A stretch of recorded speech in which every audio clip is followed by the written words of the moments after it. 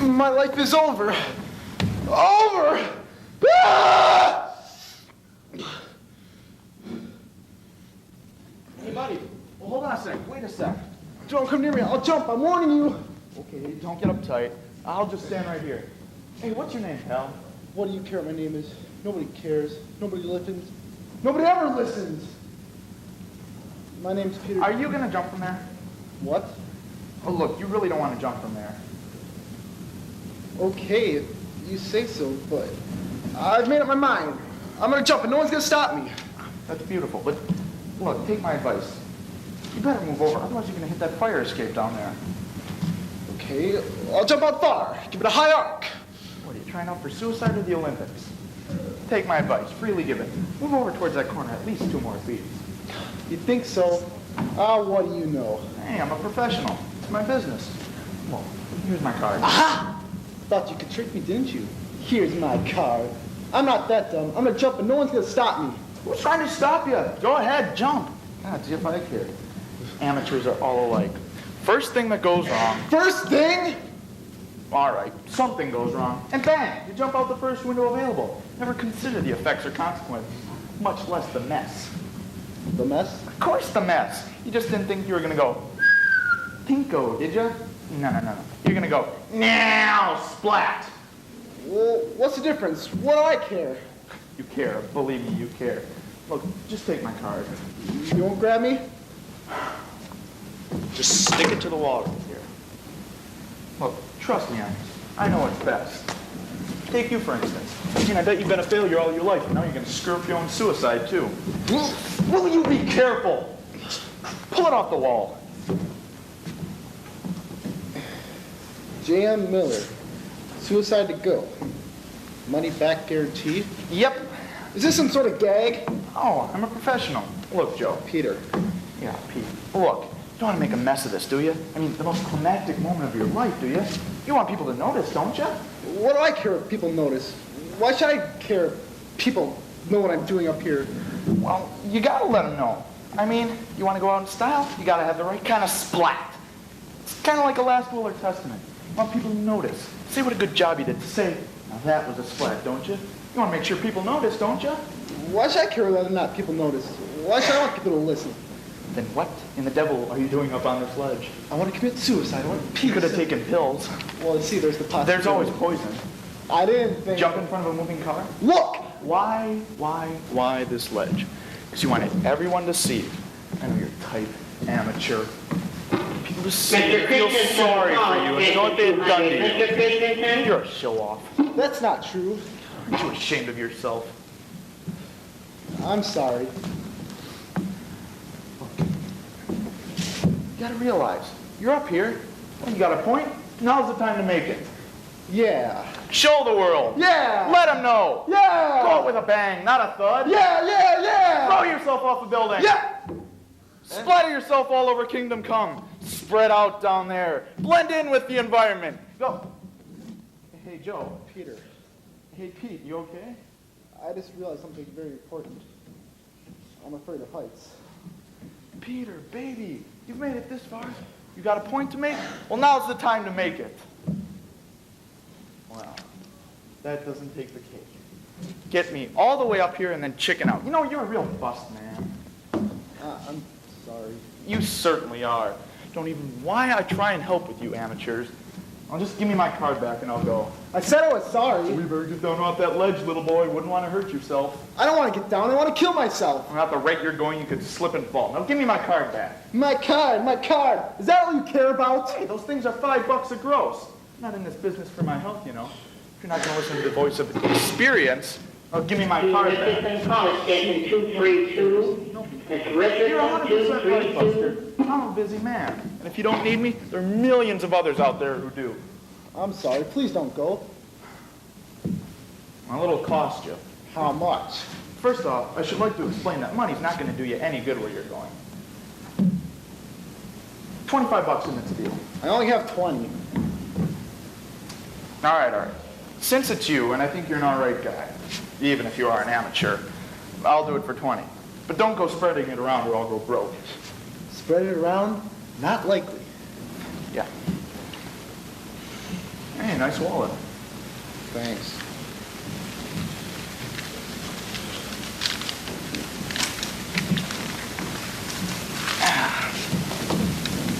What are you doing?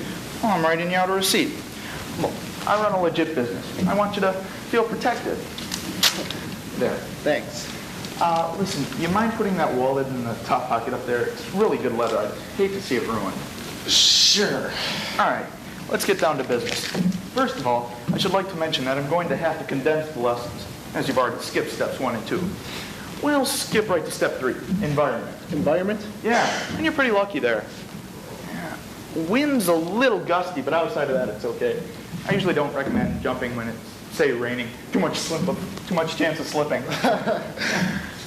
Just a little joke I like to throw in. Come on, it's not like I have all day. Of course. First of all, you picked a lousy ledge. I mean, right on a busy thoroughfare. Look down there. What do you see? Cars, more cars. Exactly. See any people down there? No. Exactly. Except for some poor joker whose car you hit. Who's gonna know you jumped? Just gotta have a crowd. God, I wish I would have gotten to you sooner. I know you would have looked at the 634 or the 642. 634? It's professional, you know? Really says it all. The results are a little difficult, but it's always perfect. Surefire. All right, take this for example. You get a gas oven, you move it in front of the front door, then get this. You strip naked, throw open the door, turn on the gas, put your head in, and no matter who finds you, they get the picture. I mean, can you imagine your wife coming home to be greeted by that? Yeah. Do I jump now? Not yet. Wait a little while.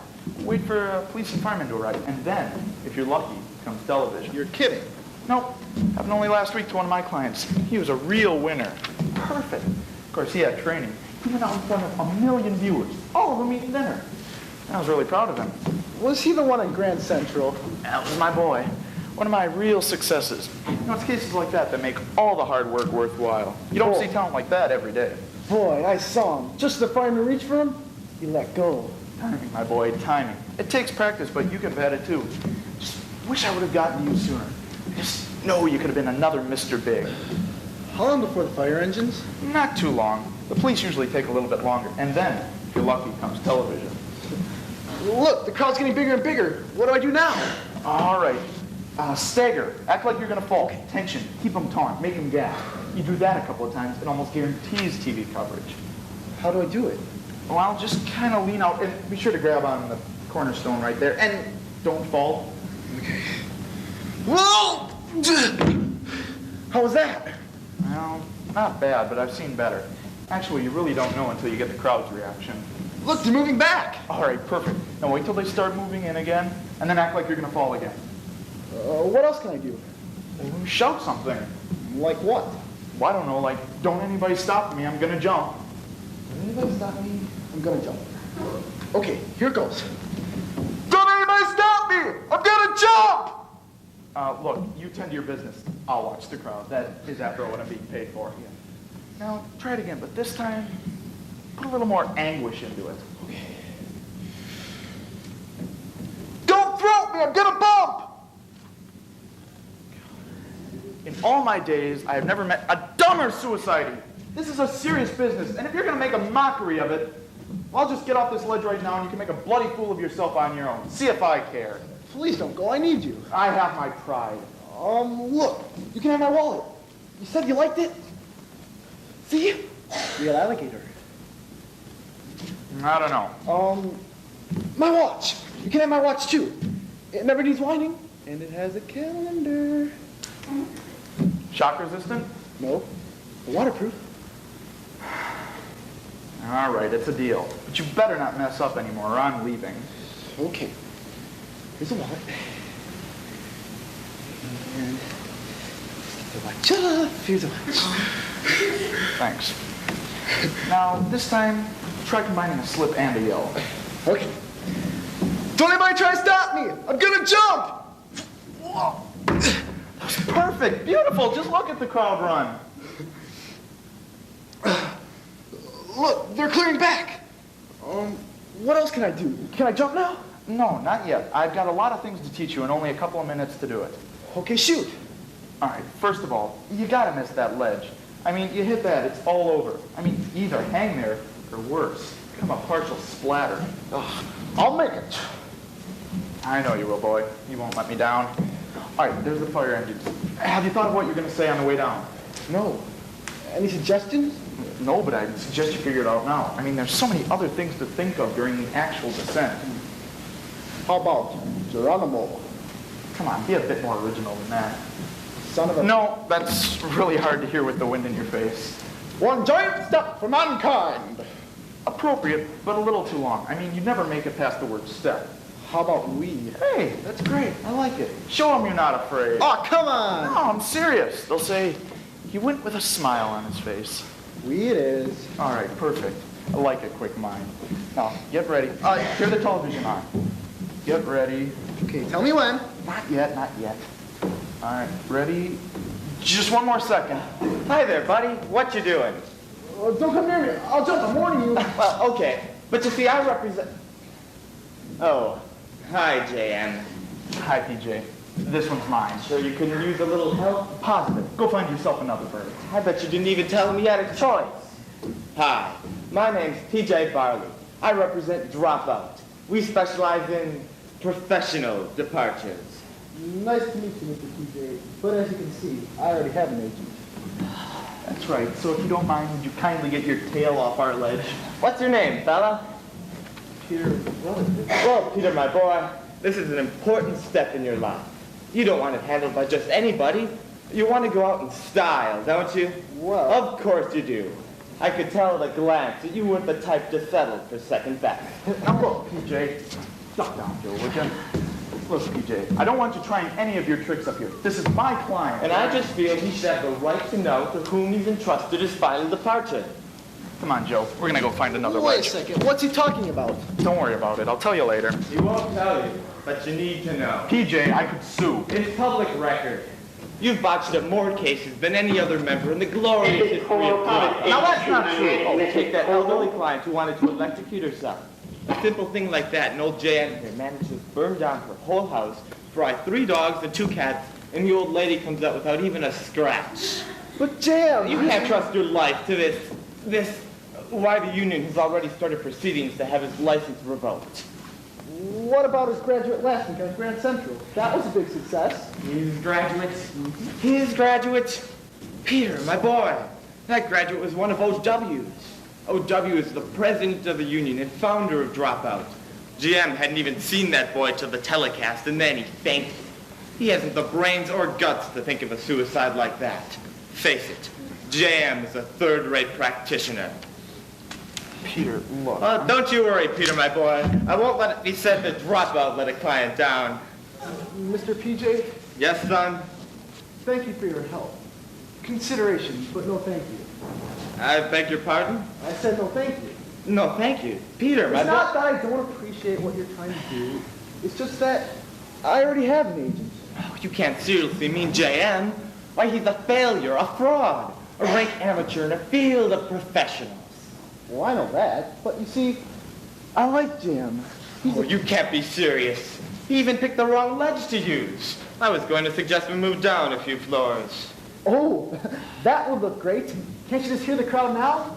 Look at the dumb joker. Can't even pick the right ledge to use. Well, I planned on doing it discreetly. How does one do that discreetly with 1,000 people watching? Well, I see your point, but that still doesn't change the fact that he picked this ledge out. I picked this ledge. You? Yes, and I picked the circumstances. Why? I wanted to provide him with a challenge. A challenge. Yes.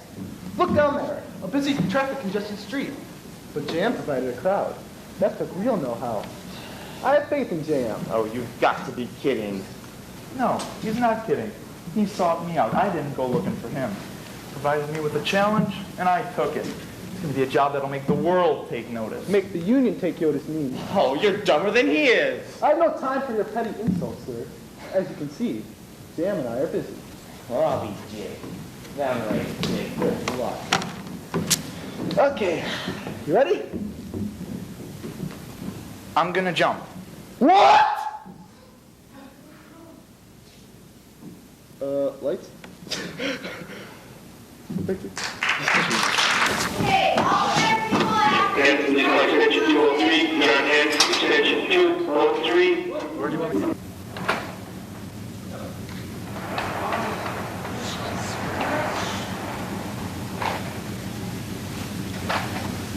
Monsieur Personet, how beautiful it is. Is it not? Listen to Romeo's answer. It was the lark, the herald of the morn, no nightingale. Look, loud with envious streaks to lace the severing clouds in yonder east. Night's candles are burnt out, and jocund day stands tiptoe on the misty mountain tops. I must be gone. Someone is coming. No one. Now, mademoiselle, you must not be frightened like a startled bird who at its slightest noise flies from its branch. Listen to what the immortal lovers say to each other. Let me be tamed, let me be put to death. I am content, so thou will have it so. Oh, no, I do not wish him to speak of death. Then we will close our book until tomorrow. Since you wish it, we will let Romeo live. Ah, what a lovely spot. It seems to have made especially to cradle the beautiful verses of the great Shakespeare. The verses are beautiful, and the gardens are beautiful. But to me, the most beautiful is the music of your voice. Flatterer. Poor lovers, how cruel their fate.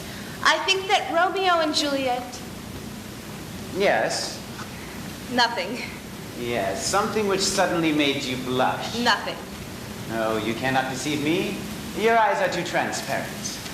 You are thinking of us, of our families, of my father and of your father, and of the hatred that they have for each other. Yes, and that is what grieves me. I remember last month when I came home from the convent. My father showed me your father's estate and said, "You see there, the estate of my mortal enemy, Bergamine. Never let your path cross that of his or of his rascal son, Personet. Promise me that, or I shall disavow you as an enemy." I promised. But you see how I keep my word. And did I not also promise my father to hate you? Always, Sylvette? But I love you. Yes, and it's so sinful. But what can we do? The greater the barriers to love, the stronger our desire. Oh, Sylvette, kiss me. Never! But you do love me. Yes. You yourself compared Romeo and Juliet to us. Here. But I never said... Oh, but you did. My father and your father are Romeo's father and Juliet's father. And we are Romeo and Juliet. That is why I dare to face the terrible hatred of Bergamine Montague and Pasquinot Capulet. But if only their hatred would melt. I doubt that it will. Yes, but I've already thought of 5 or 6 possible things that could happen. Really? Now suppose, just suppose, the reigning prince were to be happening by. I run to him. I tell him of our love and that our fathers harbor an ancient hatred toward each other. He summons my father and your father. They are reconciled. And he gives me your hand. Or else, you languish. You become pale and ill, and the doctor says you will surely die. And my father asks me, what is your last desire? And you say, I desire Sylvette. And his stubborn pride is forced to yield. Or else, a duke, happening to see my portrait, falls helplessly in love with me. He offers me his hand and to make me his duchess. And you answer no? Of course. He is angry. Late, one night, on a dark path, I am abducted. I cry out. And I waste not a second in leaping to your side, rapier in hand. I fight the assassins like a lion. You put to chase 3 or 4 men. My father comes out, seeing what has happened. He gives me to my rescuer. Your father, proud of your courage, gives his consent. And we live happily ever after. Someone is coming. You will meet me tonight, again, here, at the hour of 8. Oh, you will come. Tell me that you will. I will. Your father! Lieutenant Gadnick, can you report to the receiving area? Lieutenant Gadnick, can you report to the receiving This area? corner of the park. But, Father, I adore this corner of the park. Ah, the air is purer here. By this wall? Yes, I have fallen in love with it. I see nothing lovable about it. But it is lovely, this ancient wall, topped with honeysuckle and scarlet vines, with honeysuckle-like eyes, which peeps through every crack and cranny, and is kissed by the warm sun. Eyes? Does the wall have eyes? Ah, and what beautiful eyes. Gentle azure smiles, soft blue wonders, you are my delight, and if ever tears should be dim them, I will dispatch them with a single kiss. How clever. How stupid. Ah, but now I see what has made you lose your senses. You come here to read in secret, and drama in verse. That is why you dream and talk of honeysuckle and a wall with blue eyes. Poetry. A wall, my son, is meant for protection, not beauty. Protection from our neighbors' spying eyes. I'm going to rebuild this wall. I want a white wall, very tidy, very high. No vines or honeysuckle. Instead, we shall decorate the top with pieces of sharp, broken glass. Oh. Now, I want to talk with you, my son. There's something important I want to say to you. If the wall doesn't have eyes, it may have ears. See if some curious listener is listening. Until tonight, I will come as the chimes strike 8. Well, no one. good. This, my son, is what I have to say to you. I wish for you to marry. No! What was that? Nothing. Someone cried out. Perhaps it was a wounded bird. Now to continue our discussion. After some lengthy reflection, I have chosen you a wife. La la la. I am firmly resolved in this. La la la. I tell you, I shall force you. La la la. Will you stop that idiotic singing? The lady is still young and very rich. A pearl. And what if I do not want your pearl? You will. Just wait. I'll show you. Spring fills the trees with the sounds of winds, and the brooklets murmur with the sound of birds cooing. Scallywag. All laugh and sing farewell to April. Rascal. The butterflies skim across the meadows to make love to the flowers that they adore. Love makes all hearts open. And you wish to make a marriage of convenience. Certainly I do. Then my answer is no, no, no, Father. I swear, by this wall, which cheers me, I hope, that I will not marry the one of your choice. Yes, you will. I will only marry the one of my choice. Villain! My own bright, dazzling, beautiful jewel. Wait until I catch you. You knave! Scoundrel! Scallywag! Now I understand my father's hatred for that miserable man. What are you doing here, mademoiselle? Nothing. Walking in the garden. But alone? Near this wall? Remember, I forbid you to come near this wall. My child, take a good look over at that part. You see the estate of my ancient mortal enemy. I know, Father. You've told me often enough. But still you come to expose yourself to insults. If that rascal or his son knew that my daughter comes here alone, oh, just thinking about it makes me shudder. I have an idea. I shall rebuild the wall, make it higher, and on top put sharp steel spikes. But for now, my dear, go into the house at once. Quick. Quick. Bergamine, Bergamine. Aspinall! My dear friend. My old friend. How are you? Not badly. How's your gout? Better. And how's your cold? Still in my head, devil, take it. Well, my dear friend, I have news for you about our children. It is all settled. The wedding will be soon. Wedding? I heard them talking while I was hidden by the foliage. They adore each other. Bravo. The time has come to bring matters to a head. What has always been our one goal? To remove this wall. In order that we may live together. And merge our two estates. And how is this going to be accomplished? By marrying our two children. But arranged marriages are never tempting to poetic young lovers. So my scheme has worked admirably. Personae and Sylvette, when forbidden never to speak to each other, have, of course, sought each other out and fallen in love. Now we have only to say yes to them. Agreed. But how can we give our consent without telling them the trick? I've called you scoundrel and idiot. Idiot? Scoundrel was enough. But what pretext can we give for suddenly becoming friends? Your daughter herself has just given us the perfect strategy. While she was talking to Personae, she described the very plan I was considering. This evening, they will meet here by the wall gate. Personae will come first. Then, just as Sylvette appears, some dangerous characters leap from a hiding place and seize her. She cries out! Then my young hero leaps over the wall onto the ravishers. Swords meet swords. The kidnappers flee. You appear. I arrive. Your daughter and her honor are saved. Your joy is unbounded. You give your blessing to them both, dropping you a few appropriate tears. I am equally touched by the heroic rescue and give my consent. Embraces. End of scene. You are a genius. Yes, I think it is rather good. Oh, look, you see who's coming? It's Straffarel, the bravado whom I sent a note to about this plot. Yes, if this is going to be an abduction with style, he is the one to do it.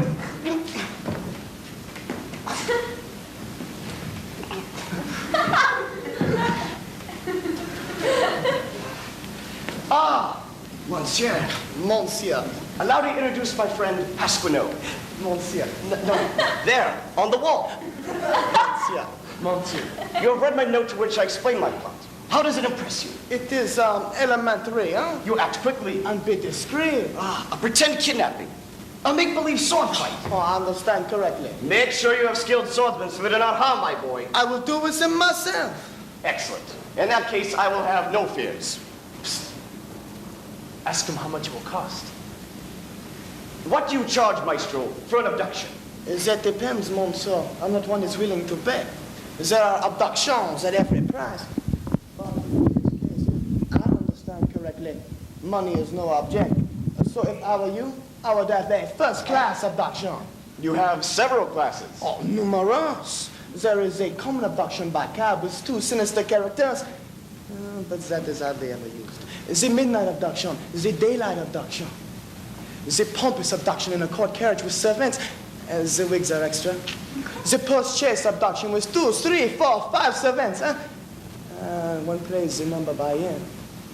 There is the romantic abduction by the boat. But of course, we will need a lake for that.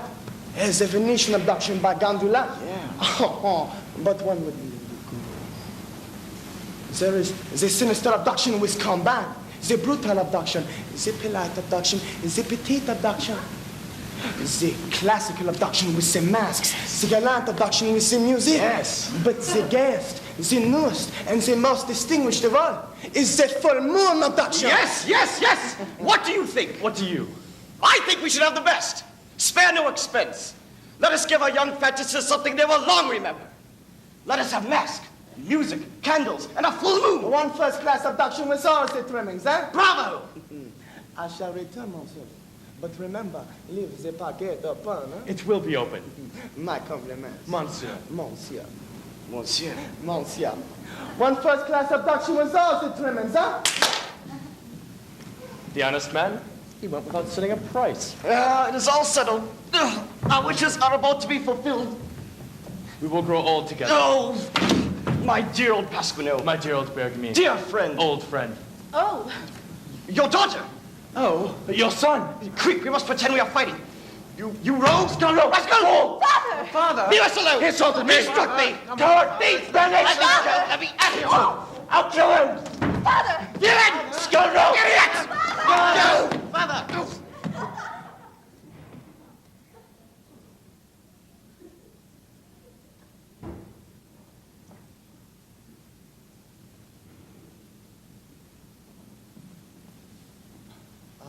One star at a bright on the evening sky.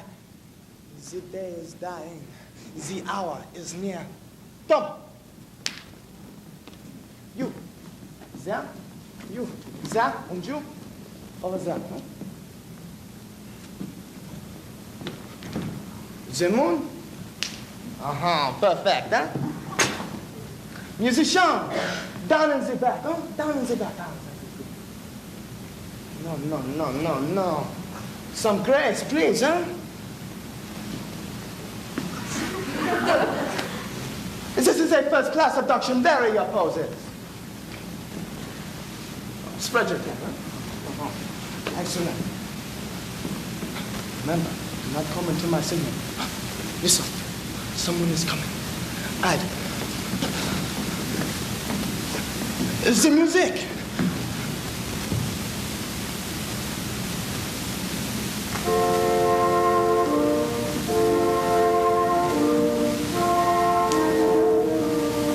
My father is calmer now. I can slip away. I shall soon see her again. The wind sounds like the rustle of her gown. One can no longer see the flowers, but their scent grows sweeter still. And music. There is music too. Night has fallen, with its twinkling lights, there and there. One by one they appear in the night sky, sparkling sapphire and diamond. Oh, stars, I once thought you beautiful until I met Sylvette. And now her eyes outshine you 1,000 times. Oh, poor little stars. He must be waiting by the wall.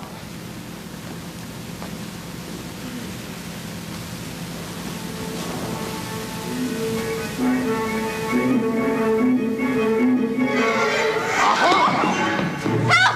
Help me! Personne, save me!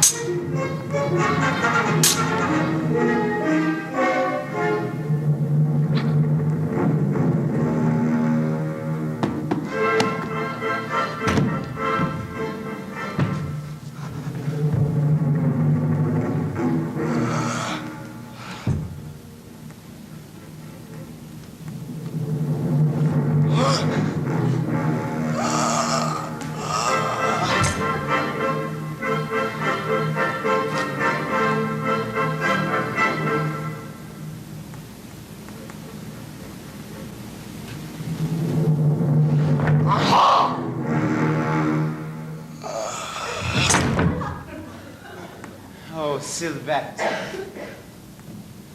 What is going on? He saved my life. What? Bergamin's son has saved your life? Oh, yes. I give you to him.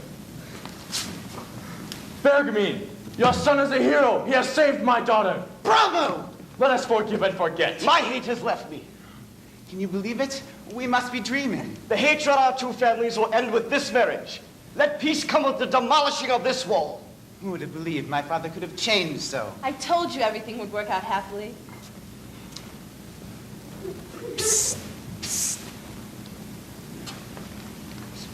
Your signature? What is it? It is my bill.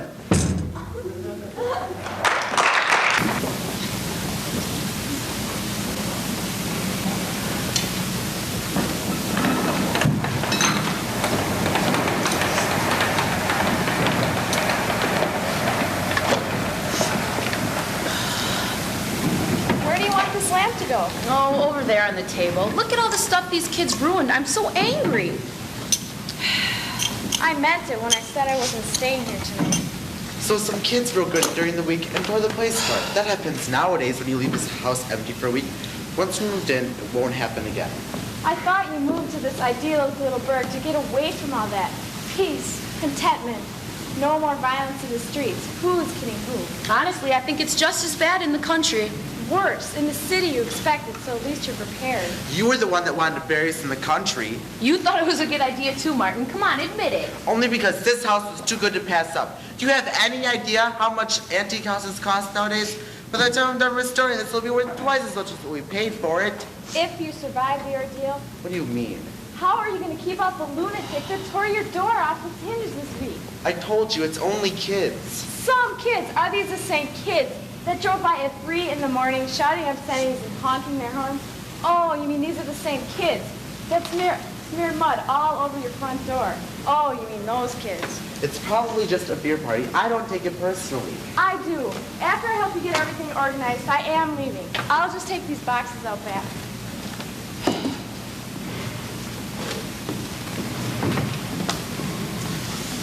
Why don't we turn loose? We got things pretty much under control now. Any place that's the least bit isolated makes her nervous. Once we're organized, she'll be all right. She's even beginning to get to me. Well, she's a city person. Maybe we are too. Don't go getting depressed on me now. Everything will work out. Any move is upsetting. You remember how tense you were when we first moved into the apartment? That was only after we got robbed for the second time. Well, I guess there is a bright side to it. I don't have to teach these kids. I can go into the city and ride herd on somebody else's problems for a while. But Martin, do you suppose somebody's trying to scare us off into leaving? What makes you say that? Well, so many strange things have been happening since we bought the place. And last night, I thought I heard bumps and moans. Old houses always make strange noises when they're settling. Well, no, it was more than that. Once, I even thought I heard somebody walking down the hallway with a limp. It sounded like he was dragging something. Well, why didn't you wake me up? Believe me, I tried. Oh, so you mean you'd have thrown me to the dogs? Oh, geez, thanks a lot. Speaking of dogs, I found another pile of bones and fur in the kitchen. I cleaned it up. Well, thank you. We haven't found any more in the bedroom, thank gosh. I think we've inherited a stray cat. I'll put some milk out for him in the morning and see if I can lure him out into the open. Did you hear gunshots last Will you night? cut that out? My God, you're so grisly. Martin's dead to the world when he falls asleep. I didn't hear gunshots, but I did hear someone in the hallway. I missed that. Are you sure you don't want to leave everything in the crates? Call the movers and come back to civilization?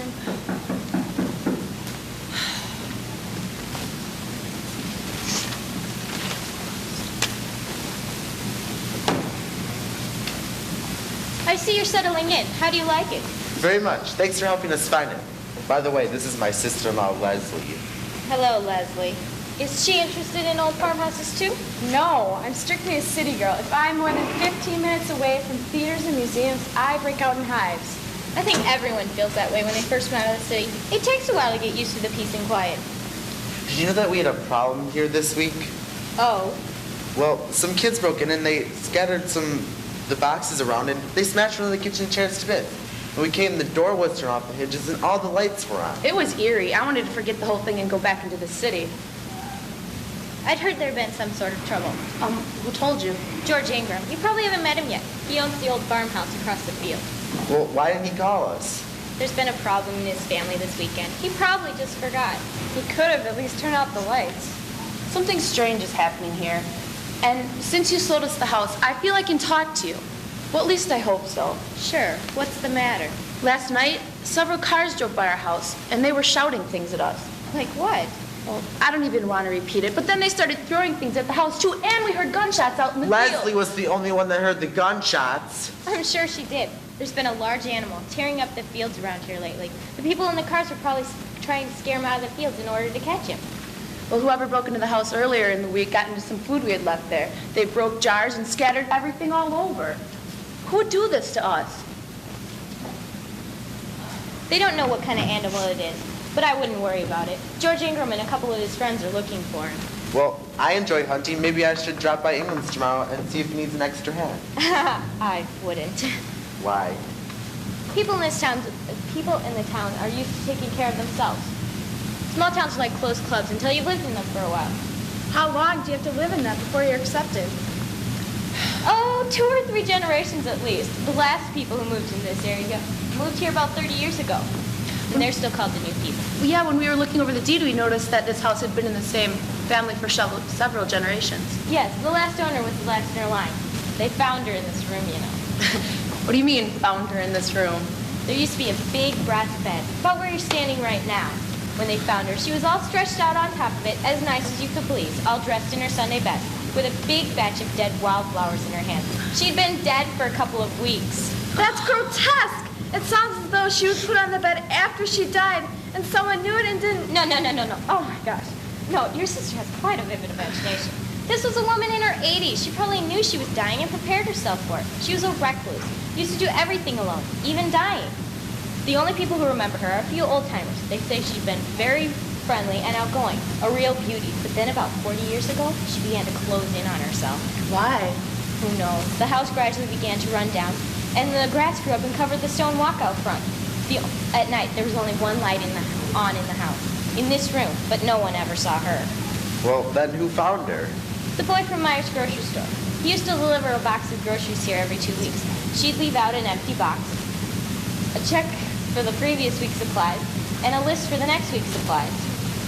One Saturday when he came over, he found everything scattered and opened all over the steps and porch. Who did that? Rats, I imagine, or maybe even a raccoon. The joys of country living. I just wanted to make sure everything was going all right. When you sell a house that's been on the market this long, you always wonder what the new owners are going to do with it.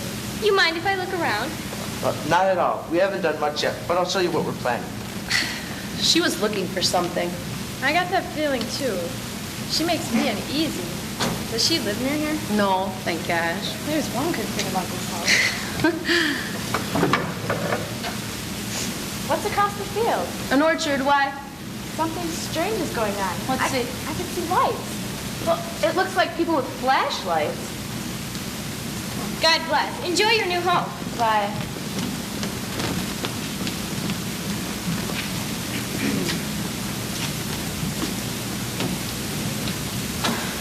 Weird.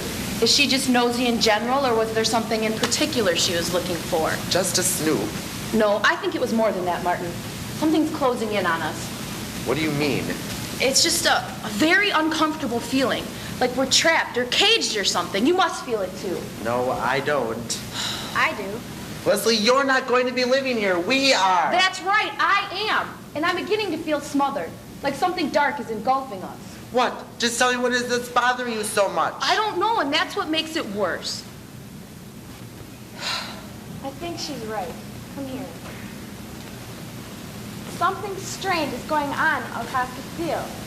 Why don't the two of you come and stay with me in the city tonight? Something not quite right is going on here. They're probably just hunting that animal. Did you hear what I said? There's something sinister in this house. There isn't a good feeling here. I feel that way too, Martin. Please, we can stay at Leslie's. The vandalism, the piles of bones, somebody is trying to scare us off. Who? I don't know who. I'm not even sure I want to know. I just want to get away from here, fast. If we leave now, it'll be vandalized again, I guarantee it. Well, there must be some way we can back out. We haven't even moved in yet. Well, we can put it back on the market. We've passed papers already. I don't even want to talk about this anymore. You were the one that had it, this particular house. Well, now you've got it.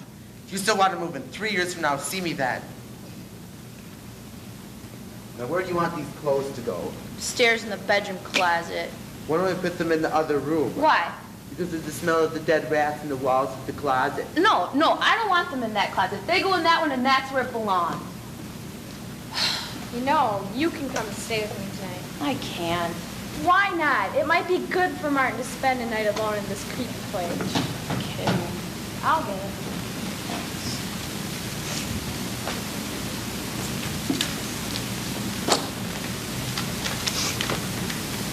Hello, I'm Shirley Ingram.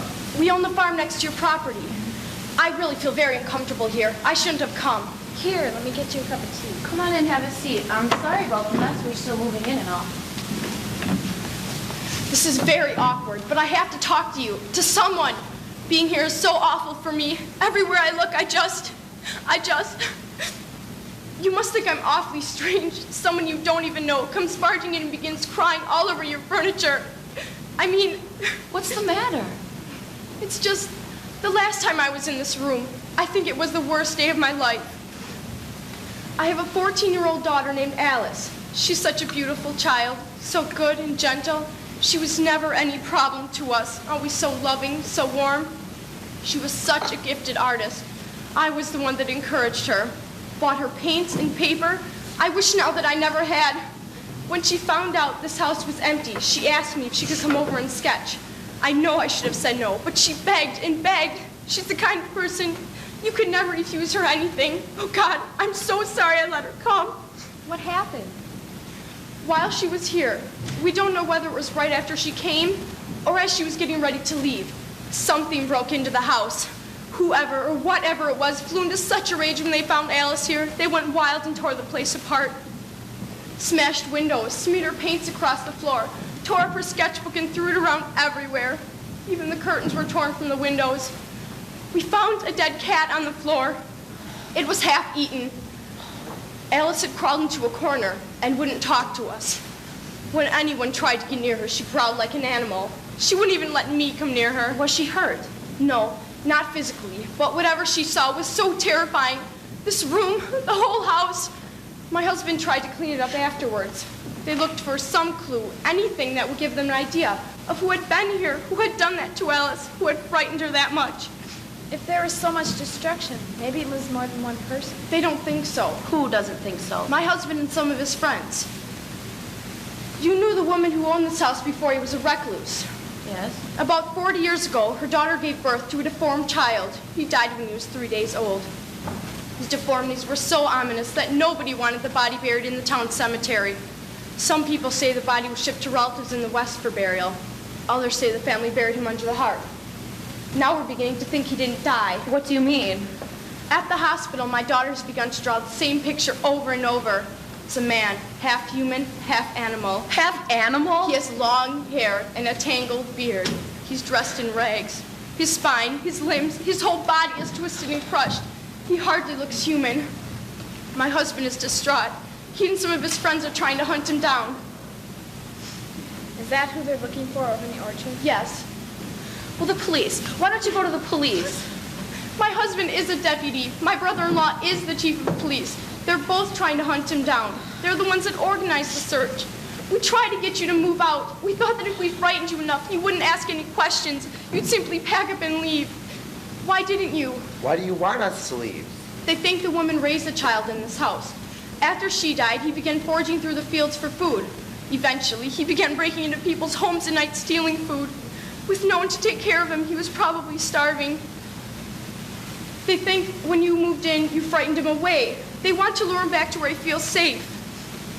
Why didn't they just tell us what was going on? They don't want you to know what's going to happen to him when they find him. Please get away from here.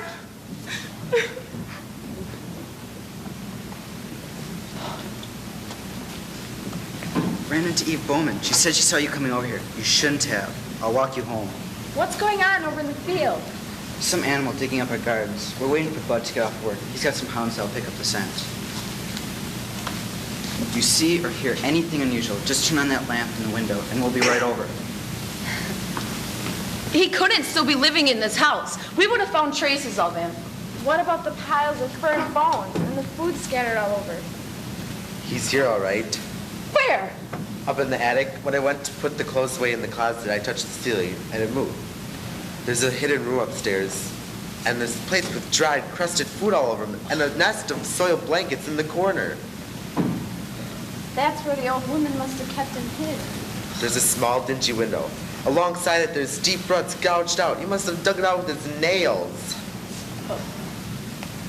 Did you hear that? What? I didn't hear anything. What did it sound like? There it is again. Something's outside the window. Martin, they're trying to scare us off. Please, let's go. Maybe they're trying to see what we'll do. What do you mean? That Ingram said if we heard anything, to put a light in the window. Well, we heard something. Maybe if we don't do what he told us to do, they'll come and hunt us down too. There it is again, upstairs in the hallway. That's the same sound I heard last night. Let's go, Martin, now. He's heading for the room. Go. You two go ahead. Get the car started. I'll turn off the lights.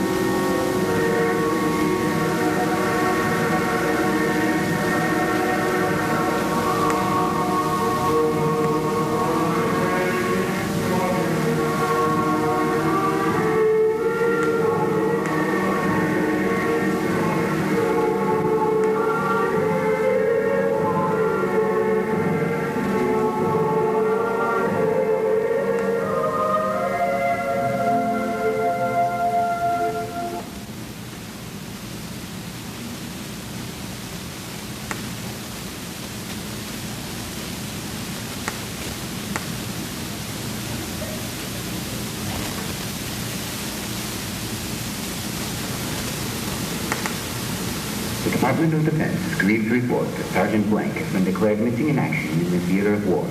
You will be advised if further word reaches this office. This is highest honor presented to the family of Sergeant Blank in recognition of his unselfish service and bravery beyond the call of duty. In memory of this departed patriot, all male children in the immediate family are guaranteed acceptance at the war college of their choice. It's behind us now. We have to start again. The wars. What was this one? They called it... I don't remember. They stopped using numbers. Just the war? Do numbers mean anything? We bury and start again. But there he was, on his way home, discharged. At least we buried him during peacetime. Maybe the wars won't rise again. Maybe everybody's tired enough. Perhaps. I don't believe it. We say that every time. And every time we find ourselves beside a father's casket. The vultures keep circling. Then we'll starve them. I don't want to think about it. It's peacetime. Sometimes I think peacetime is more frightening than the war. The horrors are so easy to forget. There won't be time to forget. We'll be enjoying a new war before too long. I've already heard the talks. Well, where are the men to fight it? There aren't more than a handful in the whole country. Only women and children trying to feed themselves, waiting for the gun smoke to clear. You'll hear the bugles soon enough. No. All I hear are lullabies.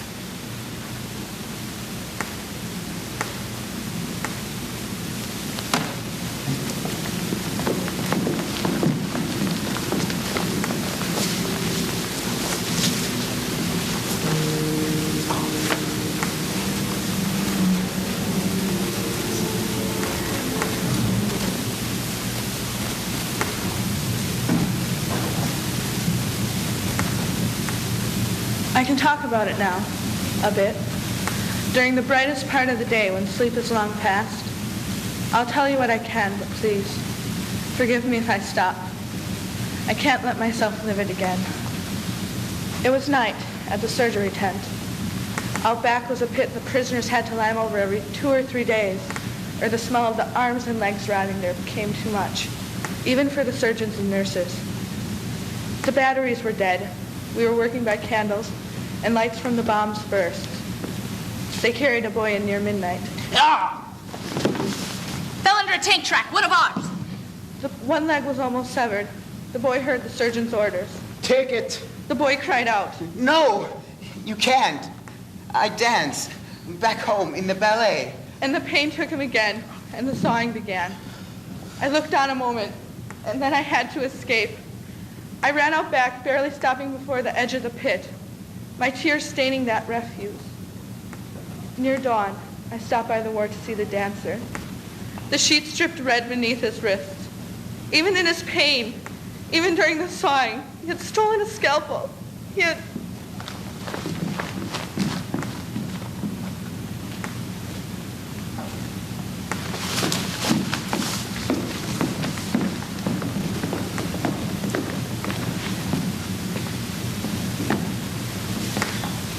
Subject, conscription. A state of war has been declared. All citizens, male and female, between the ages of 14 and 35, are to report to the nearest military induction center before 1800 hours. Anyone found resisting or to be in collusion with the resistors will be prosecuted to the full extent of the law. Medical examinations will be provided where possible, and those physically unable to report will be provided military transportation.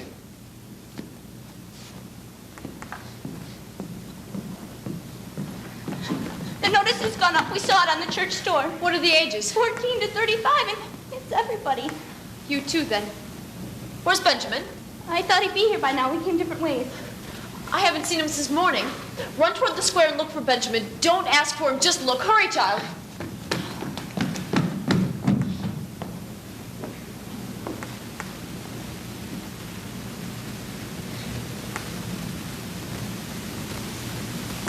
Conscription. The death machine cranks up and they want my oil again. Even blood on the doorpost won't keep them out. Vacations rise. The death angel leads the column, then sinks to the rear before the first bomb strikes. I've seen the battles. I've seen the children marching to the sea and then into it. I've seen the red tide littered with bones and shell casings.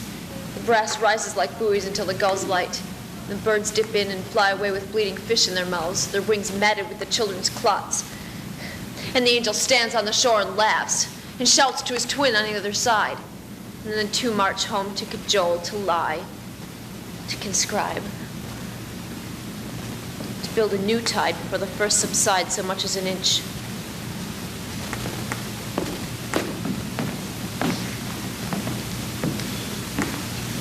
The notice is posted.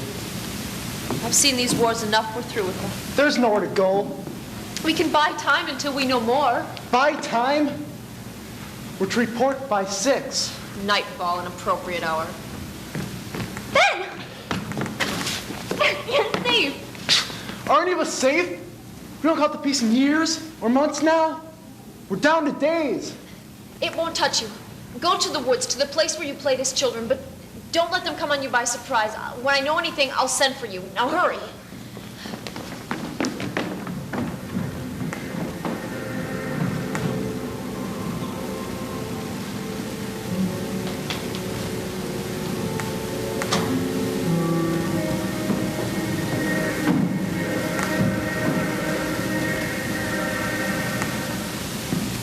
Army promotional campaign, right?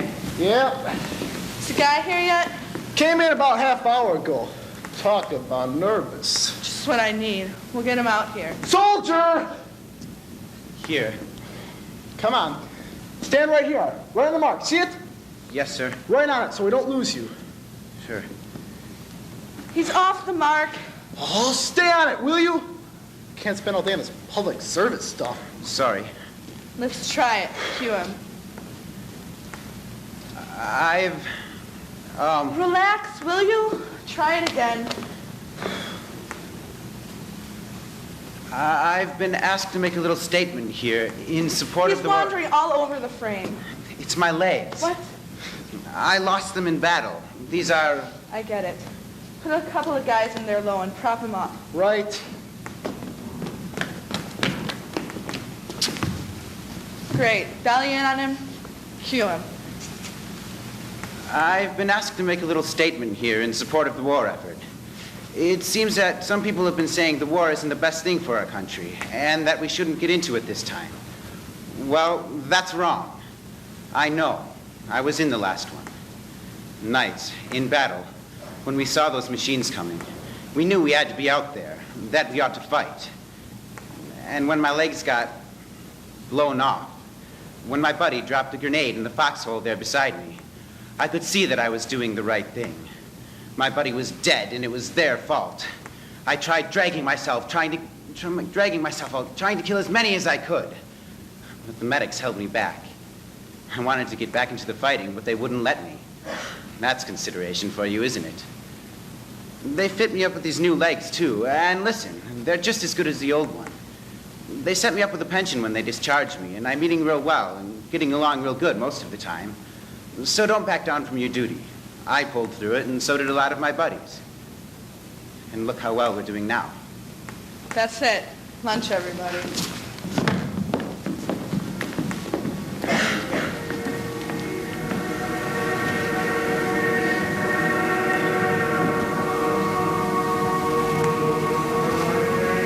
That was done quick enough. We can get them inducted double time if we have to. Is that everyone? Just about. The census shows 2 others. A brother and sister. There. They probably didn't see the notice. They don't have to in a place like this. Word travels. It's the resistance. What's going on in this country? Answer me that. I know the scene that's coming up. There'll be a mother, and she'll say she doesn't know where they are. And there'll be tears enough to slap around in. Well, let's get this done. You go start questioning the neighbors.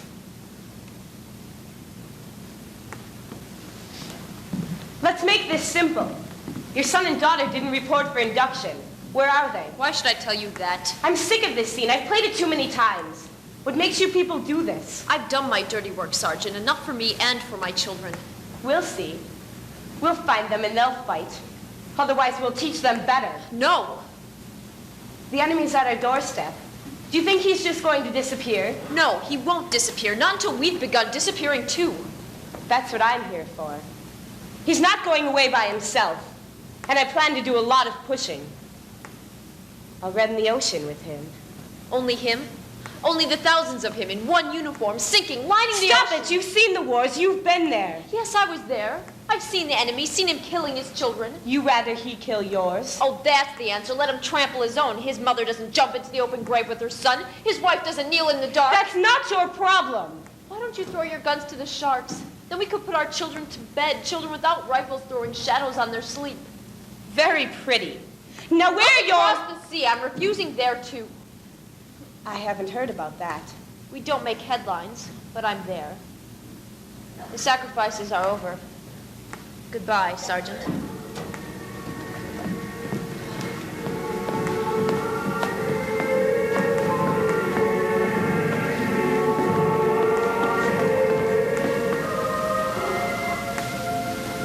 Do you think we could build a fire? They'll be on us in a minute. Maybe it would be better if we just go with them. We'll be hiding here, we'll be hiding there until eventually they catch up. Isn't their life better than this? You haven't been to enough funerals? Some of the men came home. We saw them marching after the wars were over. Those who could march. Beautiful columns they made hobbling by. Parades are different before and after war. After, they don't last as long. Benjamin, we might die out here. Shh. What would that prove? If you die over there, what does that prove? I don't know, it's just... It's hard to understand anything when your legs seem to stop at your ankles. Keep moving. Mother will find us a place. She'll send for us.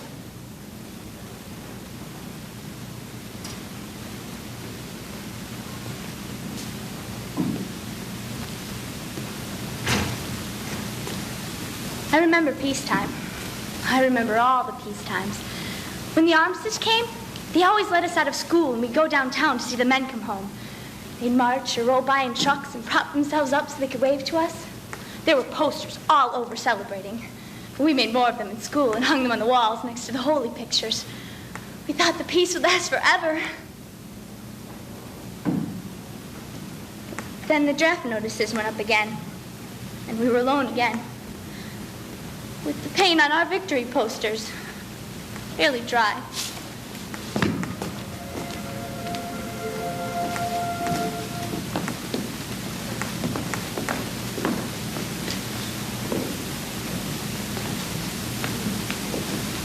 Woman, get over here. The dispatches are coming through. Shall I read them to you? Spare me that. Your revolution is well begun and finished. Whips and rifle butts have brought around plenty of consciences. But all over the country, the trees are heavy with those they didn't convince. The dogs are sniffing the outcroppings now. Help us or not, the result's the same.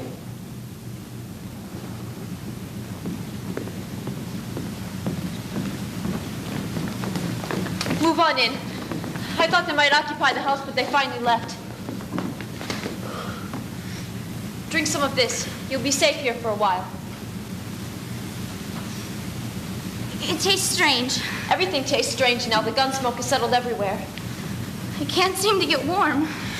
Huddle together. Drink it down. Ben, keep your eyes open. Cold's too close. Maybe you're right. Drink your soup and lie down to sleep.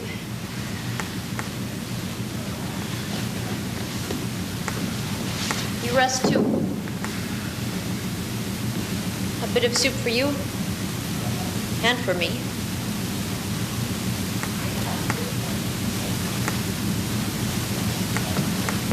Woman, let's get this done.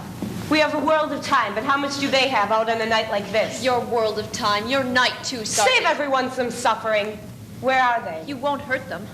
You haven't read my orders. Your orders? Yes, and millions like them. But you can't hurt them. Feel their breath, their pulse.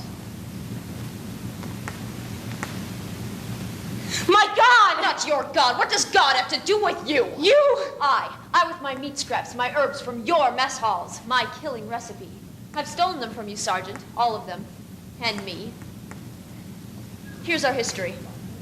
Here they are, two people's love in the night between the rocket bursts. Then the mortars flared and the women were left alone with their swelling bodies. Then the new lives came, baptized in their father's blood. That ends now.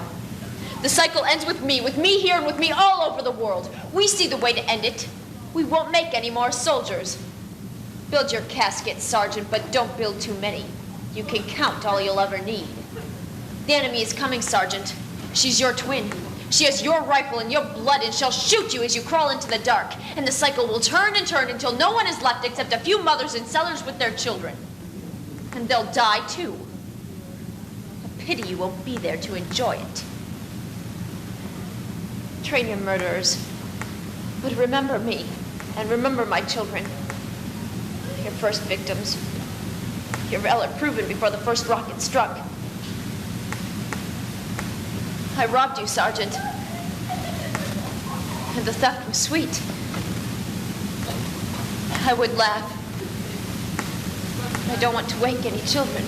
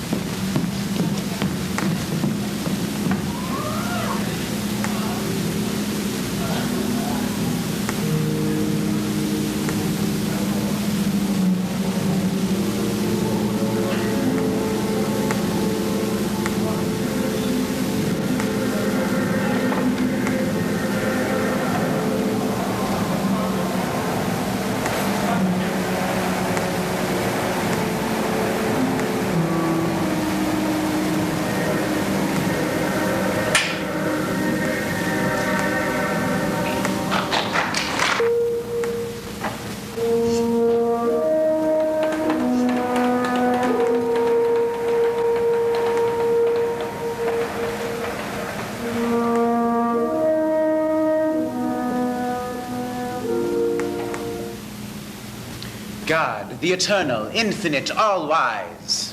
All hail, all hail. God, the eternal, parent of things. All hail. My son, Cain, my firstborn, why are you silent? Why should I speak? To pray. Haven't you prayed?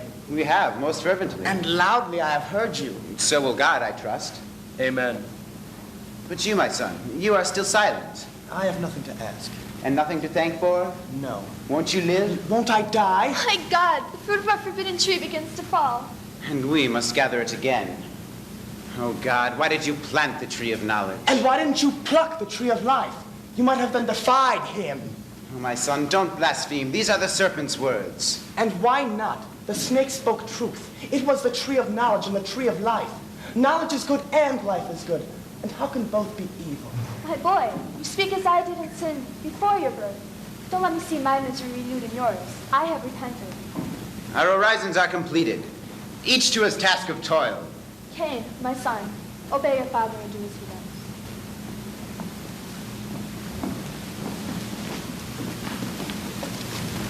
Cain, why do you look so disturbed?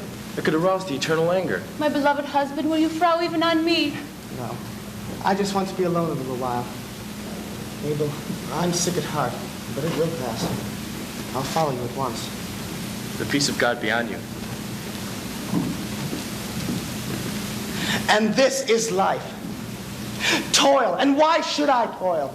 Because my father could not keep his place in Eden. What had I done in this? I didn't look forward to being born, nor love the state to which that birth has brought me. They have but one answer to all questions. This is his will. How do I know that? I judge by the fruits, and they are bitter, which I must feed on for a fault not mine.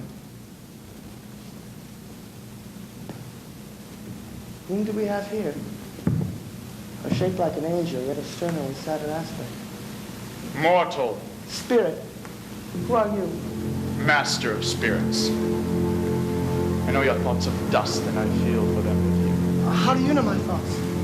'Tis your mortal part within you which speaks. What immortal part? You speak of knowledge which I don't know, but which I wish to know. Nothing can satisfy your mind, Cain. Not when it will be center and surrounding things. Do you dare to look upon death? My father says he is something dreadful. My mother weeps when he is named. And Abel lifts his eyes to heaven. And it looks like he doesn't speak. And you? Thoughts unspeakable crowd my breast to burning when I hear this almighty death. Seems inevitable. Could I wrestle with him? He has no form. Yet I fear it. I fear what I don't know. And see that I know all and fear nothing. Will you teach me all? On one condition. You will bow down and worship me, your Lord. You are not the Lord my father worships. I have nothing in common with him. I have not yet bowed to my father's God. Now why should I bow to you? Because those who do not bow to him, bow to me. Just teach me the mystery of my being. Follow where I will lead you. My husband, I have come for you. Don't you see? I see an angel. We have seen many. But he's not like the kind of angels that we have seen. Are there others? I must go away with him. And leave us? Yes. And me? My beloved Ada. Let me go with you. No, And, she must not. and who are you who steps between two hearts? He is a god. How do you know that? He speaks like a god. So did the serpent, and it lied. Oh no, dear Ada. The serpent did not lie. Wasn't that the tree of knowledge? Yes, to our eternal sorrow. And yet in that sorrow is knowledge, so the serpent did not lie. Cain, don't walk with the spirit. In his eye there's a fascinating attraction. Cain, save me from him. Why do you fear him? There's no ill spirit. He is not God nor God since he doesn't love. Well, Cain, choose love. I choose Ada, but I love nothing else. Our parents, Did they love us when they snatched from the tree that which has driven us from paradise? we were not born then. I don't think the tree of knowledge has yet fulfilled its promise. If my parents sinned, at least they have known all things that are of knowledge and the mystery of death. What do they know? That they are miserable. I am not wretched, Cain. And if you are Then be happy all alone. I will have nothing to do with happiness which humbles me and mine. Oh, Ada, those tears. If you only knew the oceans to be shed by me, by all, the millions, the all-populated earth, the overpopulated hell, of which your bosom is the germ. Cain, the spirit curses us. Let him talk. I will follow. Where? To a place where he will return in an hour, but in that hour see things of many days. Come. Cain! My husband! Cain!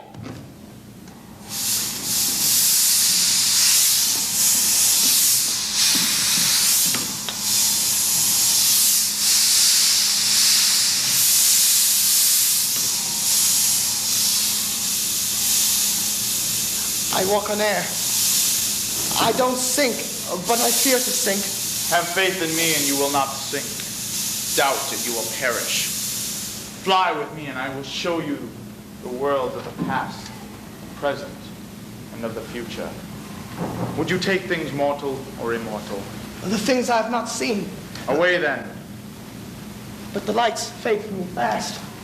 All here seems dark and dreadful. You wish to see death and find dead things? Enter. Can I return? Return, be sure. How else should death be considered? How silent and vast are these dim worlds. It is the realm of death. Wasn't this your road to knowledge?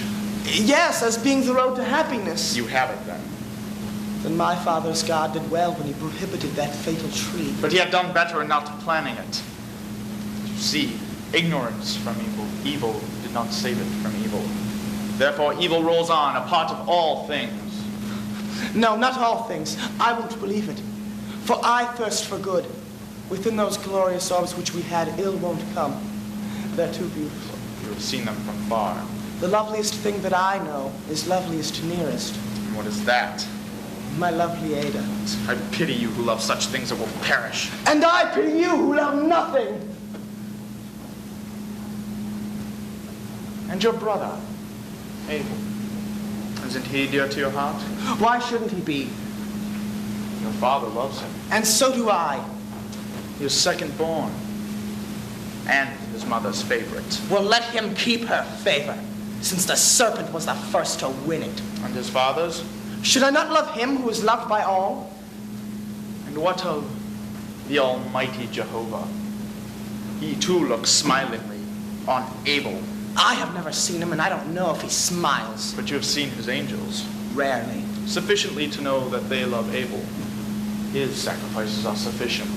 So be they. Why are you speaking to me about this? Because you have thought of this prior to now. And if I have thought, or why recall a thought that, Spirit, here we are in your world, do not speak of mine. Did you not require knowledge? And did I not, in showing you all this, teach you to know yourself? I seem to be nothing. That should be the sum of all mankind's knowledge, of mortal nature's nothingness.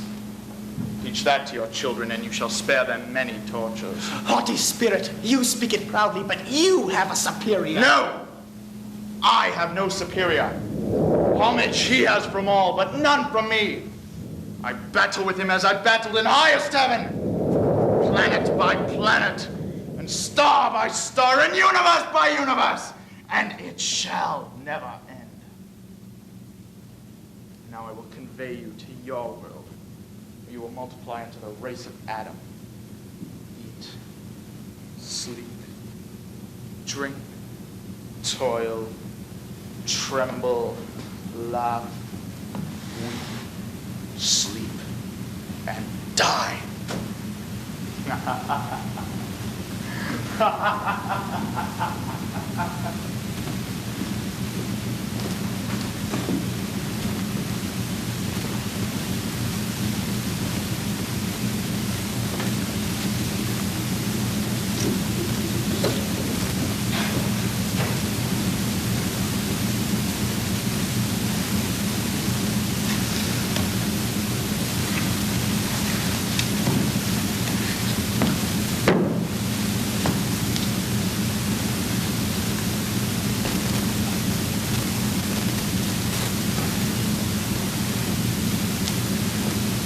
Welcome, Cain. The peace of God be on you. Abel, hail. Where have you been? I don't know. Well, what have you seen? The dead, the immortal, the unbounded, the omnipotent, the overpowering mysteries of space, the innumerable worlds that were and are, a whirlwind of such things singing in thunder around me, as have made me unfit for mortal converse. Leave me, Abel. Your eyes are flashing with an unnatural light. Your cheek is flushed with unnatural hue. Your words are fraught with an unnatural sound. What may this mean? It means, I pray you, leave me. Not until we have prayed and sacrificed together. Abel, I pray you sacrifice alone. Jehovah loves you well. Both well, I hope. But you the better, and I don't care for that.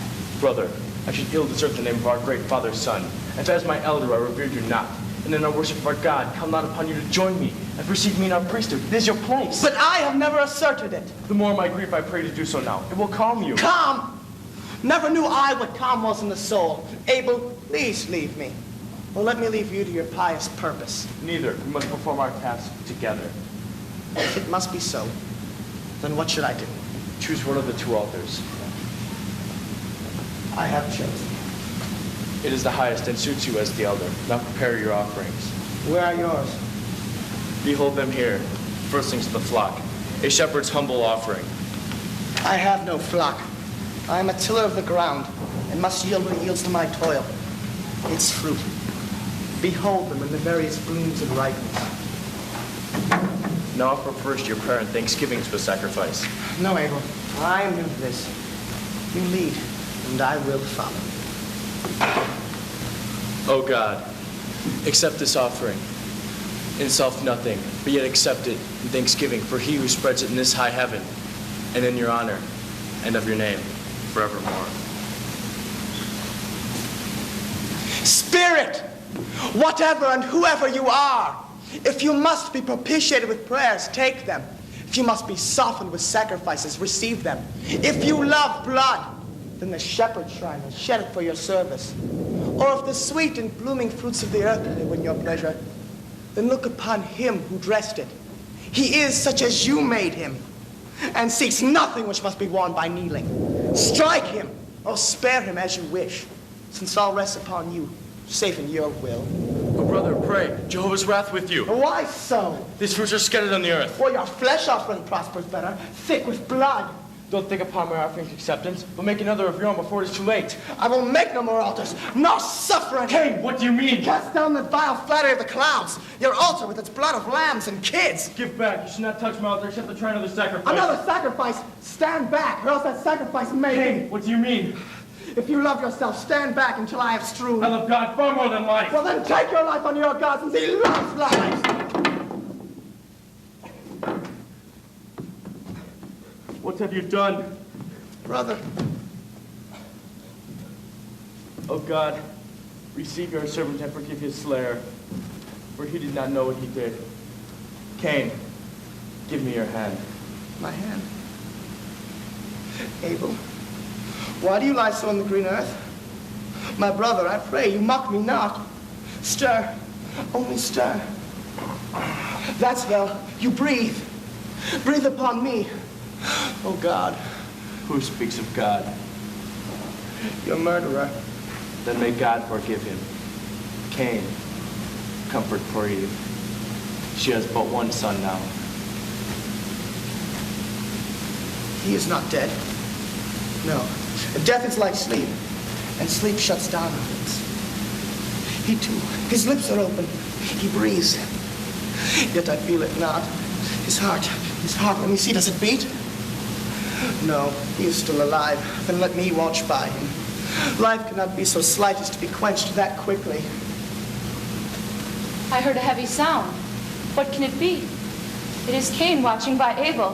What did you do here? What means this paleness? He does not move. He does not breathe. Father, Eve, come quickly. Death is in the world.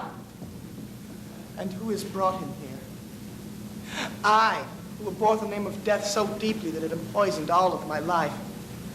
I have led him here and given my brother to his cold and still embrace. I am awake at last. A dreary dream had maddened me. But he shall never awake. Is it true? Oh, my son. Woman, behold the serpent's work and yours. Don't speak of it now. The serpent's fangs are in my heart. My best beloved Abel. Jehovah, this is punishment beyond a mother's sin. Take him from me. Who or what has done this deed? Speak, Cain, since you are present. Was it some hostile angel or some wild brute of the forest? Speak and assure us, terrified as we are, that we are not miserable still. Cain, say it was not you. It was. I see it now. He hangs his guilty head and covers his ferocious eyes. Mother, you are wrong. Cain, speak and clear yourself upon this horrible accusation. Hear Jehovah. May the eternal serpent's curse be on him, for he was fitter for his seeds than ours. May all his days be desolate. May he Stop, Mother. Curse him not, for he is your son. He has left you no brother, me no son. For this I curse him from my sight forever. All bonds I break between us. Oh, death, why didn't you take me? Why don't you do so now? Eve, do not let this natural grief lead to impiety. A heavy doom was long forspoken to us. And now that it has begun, let us show God that we are faithful servants to carry out his holy will. His will! The will of that incarnate spirit of death. May all the curses of life be on him and his agonies drive him from Eden until his children do by him as he did by his brother. May the snakes spring up in his path. The leaves on which he lays his head to sleep be strewed with scorpions. May his dreams be of his victim, his waking a continual dread of death. May he live in the pains which others die when something worse than death to him, who first acquaints him with death. Fratricide, that word is Cain. Through all the coming myriads of mankind, though you were their sire. May the grass wither from your feet. Deny your shelter. The earth, the dust, the great... We shall have nothing to do with each other anymore. Mother, do not... Cain. No, speak to me. Leave me! Why, I'll have left you. And why do you stay? Do you not fear to be with someone who has done this? I fear nothing except to leave you. As much as I shrink away from the deed that left you brotherless. But I must not speak of it. It is between you and the great God. Cain, Cain. Did you hear that voice? Cain.